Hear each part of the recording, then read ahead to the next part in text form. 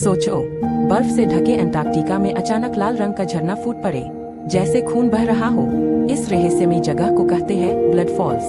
सालों तक वैज्ञानिकों को लगा ये कोई खून है या अजीब खतरा, लेकिन बाद में पता चला असल में ये पानी आयरन से भरा हुआ खारा पानी है, जो हवा में आते ही ऑक्सीडाइज होकर लाल हो जाता है। लेकिन आज भी ये नज़ारा इतना डरावना लगता है कि इसे देखकर लोग सोचते हैं, आखिर नेचर के कितने राज छुपे हुए हैं। तो बताओ, अगर तुम इस जगह होते तो देख पाते या डर के भाग जाते?